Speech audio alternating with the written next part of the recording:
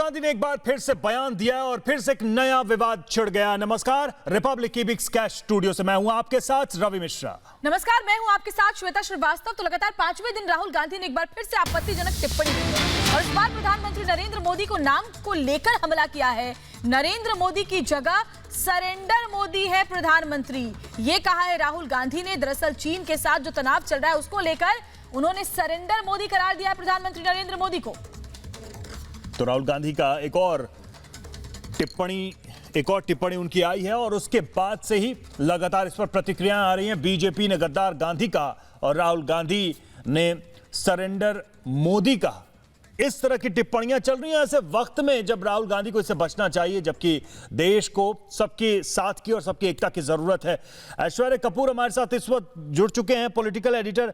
ऐश्वर्य, ऐसा समय चुन रहे हैं राहुल गांधी बोलते थे, ये सब जानते हैं, लेकिन ऐसा समय जब देश का बच्चा इस वक्त एक साथ खड़ा है देश के, राहुल गांधी अलग दिशा पकड़ रहे हैं। लगता है कि उनकी गाड़ी चीन की तरफ जा रही है। दिक्कत सिर्फ यही है रवि, जिस समय पूरा भारतवर्ष, पूरा भारत देश, हमारा एक जो हमारा सिटीजन है, जो भारत का नागरिक है, वो सब भारतीय सेना के साथ खड़ा है। राहुल गांधी को, कांग्रेस पार्टी को अगर राजनीति करनी है तो उन्हें एक बेहतर समय ढूंढना होगा। इस समय चीन के साथ अभी भी तनातनी बनी हुई है, सिर्फ एक सेक्टर में नहीं, लद्दाख से लेके 2500 किलोमीटर दूर सिक्किम तक चीन ने एक एग्रेसर की तरह काम किया है। हमारे 20 जवान वीर गति को प्राप्त हुए हैं। उसके बावजूद आप सेना पर सवाल उठाएंगे, आप सेना के शौर्य पर सवाल उठाएंगे, आप कहेंगे कि हमने सरेंडर कर दी जमीन, आप कहेंगे कि चीन हमारी सीमा में घुसाया, आपने कहा कि हमारे सैनिकों के पास बंदूक नहीं थी। आपने वो सारे काम किए जिससे भारतीय सेना का मोराल डाउन हो सकता है। हमने देखा किस तरह से सिर्फ हमारे वेटरन्स ही नहीं, सिर्फ हमारे पूर्व फौजी नहीं, बल्कि सेंट्रल आर्म्ड पुलिस फोर्सेस के भी जो हमारे वेटरन्स हैं, वो भी बाहर आके राहुल गांधी से आग्रह कर रहे हैं कि आपको राजनीति करनी है, करिए, लेकिन आपको बीजेपी पर सवाल उठाना है, आप उठाइए, आपको उनकी सोच पर सवाल उठाना है, उठाइए, आपको उनके निर्णय पर सवाल उठाना है, उठाइए, लेकिन भारतीय सेना के शौर्य पर तो सवाल मत उठाइए।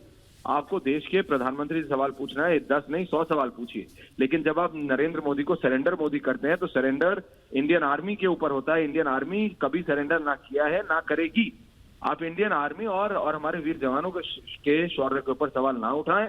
आपको राजनीति करनी है, आपको ये मैसेज देना है कि आप एक बेटर राजनेता हैं, आप वो सब करिए, लेकिन सेना के ऊपर सवाल मत उठाइए। इस पे पूरा भारत एक साथ खड़ा है।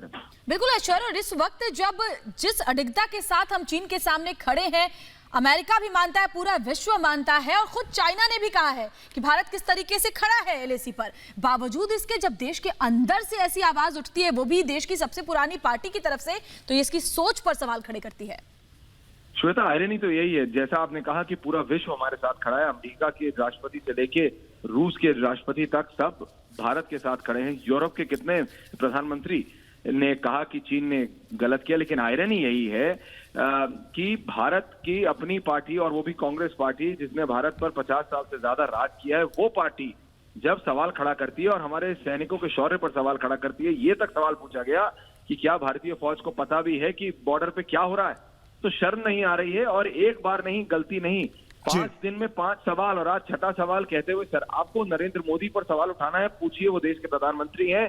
हमारी डेमोक्रेसी में विपक्ष के पास पूरी राइट नहीं, बिल्कुल सवाल जवाब हो सकते हैं ऐश्वर्य, और विपक्ष के नाते उनको सवाल करना चाहिए। न तो ये सही समय है और न ही ये सही फोरम है कि ऐसे संवेदनशील मुद्दों पर वो सोशल मीडिया के जरिए और इस तरीके से मीडिया प्लेटफॉर्म के जरिए वो इस तरह की बातें करें जिसमें लोगों के अंदर एक गलत मैसेज जा रहा है।